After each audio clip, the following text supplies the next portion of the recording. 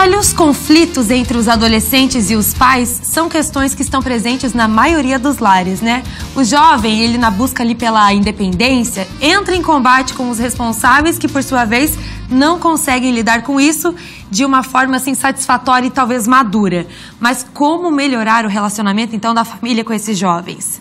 Quem conversa com a gente sobre esse assunto é a pedagoga Fabiana Cardoso, que é pedagoga e também assistente social, que inclusive é uma das catarinenses aí, finalistas do Prêmio de Boas Práticas aqui do nosso estado. Boa tarde, Fabiana. Boa tarde, tudo bem? Tudo bem com você? Fabiana, então vamos começar falando desse prêmio aqui de Boas Práticas. Eu vou até mostrar o livro pro pessoal de casa, dá para mostrar aqui para o pessoal? Pode ir falando pra gente, Fabiana. Então, esse livro, ele foi lançado pelo governo do estado, né, a partir de um concurso que teve em Joinville sobre práticas realizadas nos serviços da assistência social.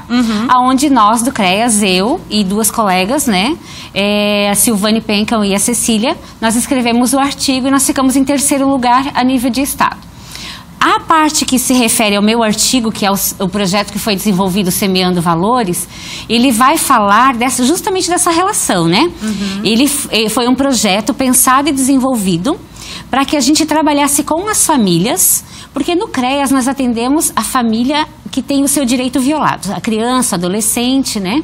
E a ideia era justamente essa, aproximar os pais dos filhos numa discussão, num conjunto, né, para que eles colocassem o que eles pensam, porque a questão da briga, né, um ouvir o outro, porque o que a gente observou, né, com essa conversa com esse grupo? A inversão dos papéis. Muitas vezes o adulto que é para ser o adulto protetor, que é o pai, ou a mãe, ou o avô, porque hoje as famílias elas têm um contexto diferenciado. Não necessariamente é o pai e a mãe, né?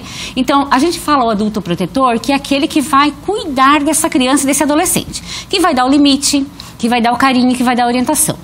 Então, a partir do momento que a gente começou a conversar e trabalhar com essas famílias, no Semeando Valores, foi justamente para que esses valores fossem disseminados dentro da casa a partir da conversa e não da violência e da briga, né? Então, assim, muitos adolescentes falaram, vocês falam pra gente não ficar no celular, mas vocês que ficam, né? Os pais ficam no celular, né? Então, assim, você fala que eu não ajudo, mas sou eu que faço almoço e você fica na televisão. Então, o que a gente começou a trabalhar e a ver, né? Justamente essa questão de que qual é o papel do adulto, qual é o papel do adolescente. E daí tem aquele adolescente que daí na fase da adolescência não quer obedecer, né? Eu acho que é justamente esse o motivo, né, Fabiana, de ter essa desavença dentro das casas, dentro dos lares, né? O adolescente, ele é em busca daquela independência e os pais não querendo perder aquela autoridade que teve desde pequenininho e tudo. Eu acho que esse é o grande motivo, né? Na verdade, assim, quando existe essa questão, que a gente não fala nem da autoridade, é a questão do respeito, né? Por quê? Muitas vezes os pais ou os adultos protetores que deveriam servir de referência, eles não dão essa referência do limite, do cuidado, do carinho, da atenção. Então, como cobrar desse adolescente o que ele não teve, né? Então, se ele não foi cuidado, se ele não foi amado, né? Se ele não teve o limite do que pode, o que não pode, né? E isso não acontece só nas famílias, na questão de vulnerabilidade, de questão social, de recurso financeiro. Hoje a gente fala de uma negligência dentro do próprio lar.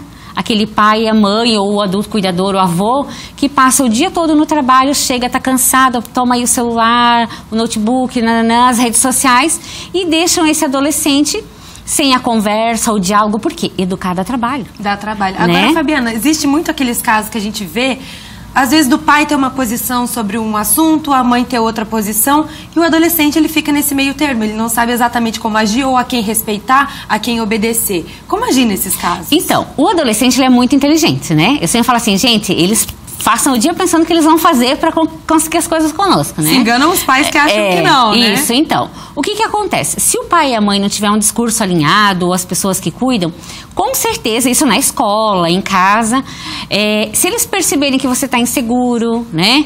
Que existe uma controvérsia, uma disputa, né? Principalmente em casais separados, ou não, quando os pais têm uma discussão dentro de casa, então eles acabam utilizando disso para ter ganhos. Né? Então, assim, ó, como que vem esse ganho? Eu posso... mas o pai diz que pode, mas a mãe diz que não pode. Então, é muito importante o diálogo, sempre.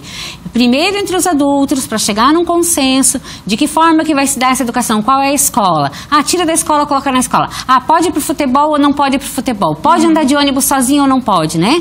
Daí tem um adolescente, eu vou porque a mãe deixou. Daí se coloca em risco, né? Então, é uma atitude que parece muito simples, mas que pode ser muito perigosa. Porque o adolescente, inclusive, ele pode se colocar em risco e também ele pode violar o próprio direito. Porque tem isso também, né? O Estatuto da Criança e Adolescente, ele prevê as questões, né? De que a criança e o adolescente tem que ter a proteção e o cuidado, mas por vezes ele também se coloca em situação de risco, né? Agora, Fabiana, tem muitos pais que querendo fugir desse conflito, dessa briga com os adolescentes, falam assim, não, vou ficar neutro, não vou brigar, vou deixar fazer o que quer, e isso também não é a melhor saída, né? Nunca. Porque o que acontece? Volta naquilo, né? É a base, ninguém pode dar aquilo que não tem. Então, se ele não teve o carinho, não teve o limite, né? O não, a birra, se jogou no chão, não. Você vai continuar chorando, mas eu não vou te dar. Por quê? Se eu deixar você brincar com isso aqui, você vai se machucar, você vai se cortar. A criança, ela vai testar, né? Ela vai ver até onde ela pode ir, né? Ah, não pode colocar o pé na escada. Daí os pequenininhos vão e colocam, né? E olham pra gente, né? Esperando a reação. Isso. Daí a gente fala, não pode, daí eles fazem assim, né? E o adolescente não é diferente. A única questão é que, se ele já cresce sem essa falta de limite, por orientação, ou para chamar a atenção desse adulto, né? Porque nós somos seres humanos, a gente quer, né? Ser acolhido, ser ouvido. E aí ele vai fazer de tal forma, se eu tenho que brigar na escola, ou não ir para a escola, né? Ou sair de casa sem avisar que vai ser a forma que alguém vai me olhar, ou postando fotos na internet ou no Facebook, comentários, isso é o que vai fazer o quê? Alguém está me olhando, nem que seja para chamar a atenção. Então, assim, em algum momento você vai ter que se haver com isso. Então, que seja desde o começo, para que essa criança não seja o resultado de um processo de falta de educação dos adultos que ela convive, seja na família ou na escola. Fabiana, muito obrigada pela sua presença aqui no Ver Mais. Deu pra gente esclarecer algumas dúvidas aí. Ok. Muito obrigada.